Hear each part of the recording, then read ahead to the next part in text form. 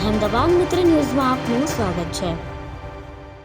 Nepal Tibet સરહદ પર બુધવારે સવારે અચાનક આવેલા પૂરને કારણે 178 લોકોના મોત થયા, જ્યારે 1500થી વધુ લોકો હજુ પણ ગુમ છે। નેપાળમાં 826 લોકો હજુ પણ ગુમ છે। નેપાળના વિદેશ મંત્રી શિશિર ખનાલના જણાવ્યા અનુસાર તેમાં 300થી વધુ ભારતીયો છે। તિબેટમાં 550થી વધુ લોકોનો કોઈ પત્તો નથી। ચીનની સરકારી વેબસાઇટ સીસીટીવીએ આ માહિતી આપી છે। રાહત અને બચાવ ટીમો ખરાબ હવામાન અને તૂટેલા રસ્તાઓ વચ્ચે કાટમાળ નીચે દટાયેલા લોકોની શોધખોળ કરી રહી છે। નેપાળી સેનાએ રસુવાના ટિમુરેથી આજે સવારે 116 લોકોને સુરક્ષિત બહાર કાઢ્યા છે, જેમાં 95 નેપાળી અને 21 ભારતીય નાગરિકોનો સમાવેશ થાય છે। પૂરનું પાણી લગભગ 30 ફૂટ સુધી ઉપર આવી ગયું હતું। તેજ પ્રવાહમાં ઘરો, ગાડીઓ અને સરકારી માળખા તણાઈ ગયા।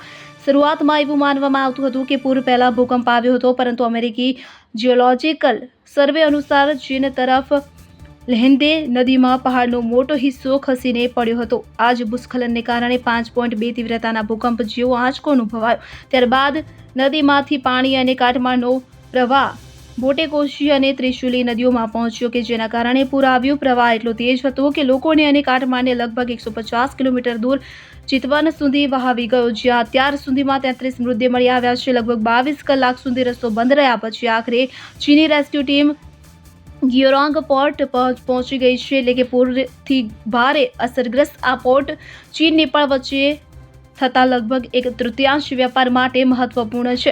બચાવ કામગીરીઓની પ્રથમ ટીમમાં 141 સભ્યો સામેલ છે। તેમની સાથે ઊંચાઈવાળા વિસ્તારોમાં રાહત અભિયાન માટે MI-171 હેલિકોપ્ટર પણ પહોંચ્યું છે। હવે ટીમ કાટમાળ અને કાદવ વચ્ચે ફસાયેલા લોકોની શોધખોળ શરૂ કરશે।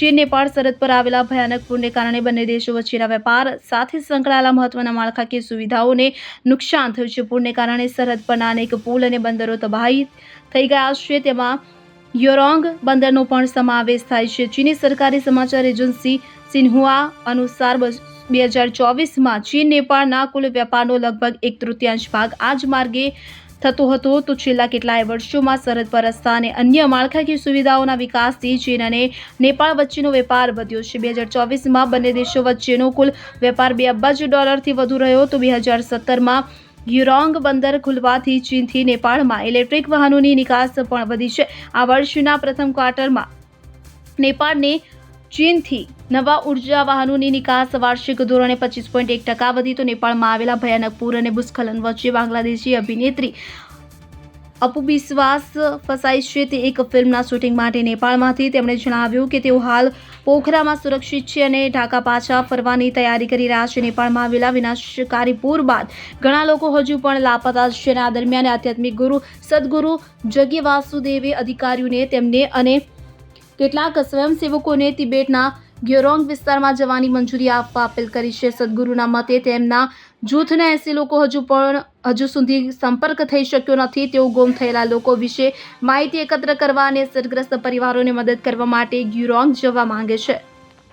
અહેમદાબાદ મિત્ર ન્યૂઝની યુટ્યુબ ચેનલને સબસ્ક્રાઇબ કરો અને બેલ આઇકોન જરૂરથી દબાવો, જેથી દરેક મહત્વના વિડીયોની નોટિફિકેશન તમને મળતી રહે।